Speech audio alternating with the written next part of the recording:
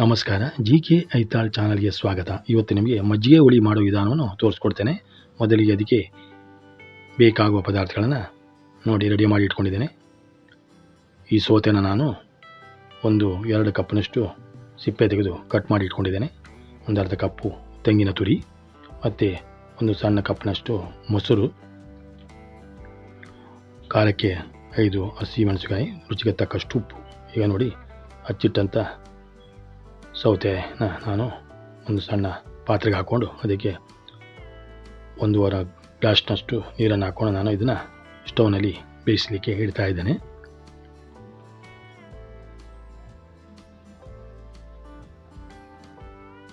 ಈಗ ನೋಡಿ ಸಣ್ಣ ಮಿಕ್ಸಿ ಜಾರ್ನಲ್ಲಿ ನಾನು ತೆಂಗಿನ ತುರಿನ ಹಾಕ್ಕೊಳ್ತಾ ಇದ್ದೇನೆ.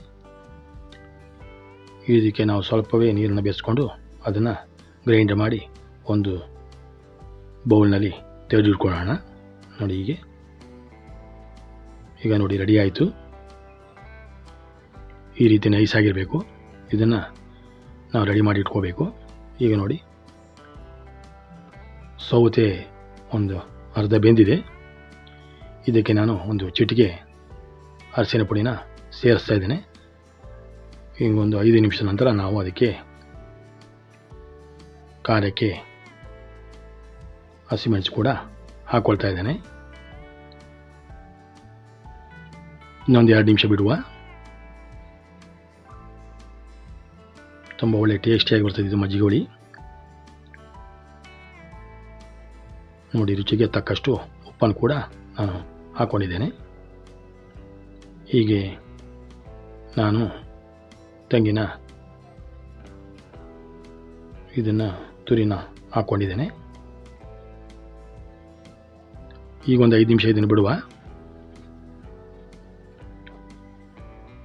ಈಗ ನೋಡಿ ಒಳ್ಳೆ ಕುದೀತಾ ಇದೆ. ಈಗ ಮಜ್ಜಿಗೆ ಹುಳಿ ರೆಡಿ ಆಗ್ತಾ ಬಂತು. ಇದನ್ನು ನಾನೀಗ ಪಕ್ಕಕ್ಕೆ ತೆಗೆದಿಟ್ಕೊಳ್ಳೋಣ. ಅದಕ್ಕೆ ಒಂದು ಒಗ್ಗರಣೆ ಕೂಡ ರೆಡಿ ಮಾಡಿಕೊಳ್ಳೋಣ. ಒಂದು ಸಣ್ಣ ಒಗ್ಗರಣೆ ಸೌಟಿಗೆ ಸಣ್ಣ ಉರಿಯಲ್ಲಿ ನಾನು 1 ಸ್ಪೂನು ಎಣ್ಣೆನ ಹಾಕ್ಕೊಳ್ತಾ ಇದ್ದೇನೆ. ಅದು ಬಿಸಿಯಾದ ನಂತರ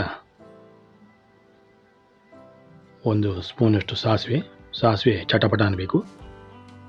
ನೋಡಿ ಈಗ ಜೀರಿಗೆ ಅರ್ಧ ಸ್ಪೂನು ಬೆರೆಸಿದ್ದೇನೆ. ಕರಿಬೇವು ಸೊಪ್ಪು ಕೂಡ ಬೆರೆಸ್ಕೊಂಡಿದ್ದೇನೆ. ಇದು ನಿಧಾನ ಉರಿನ ನಾವು ಒಗ್ಗರಣೆ ರೆಡಿ ಮಾಡ್ಕೊಳ್ಳೋಣ. ಈಗ ಒಗ್ಗರಣೆ ರೆಡಿ ಆಯಿತು. ಉರಿನ ನಾನು ಆಫ್ ಮಾಡಿ ಇದನ್ನು ಪಕ್ಕಕ್ಕೆ ತೆಗೆದಿಟ್ಕೊಳ್ತಾ ಇದ್ದೇನೆ.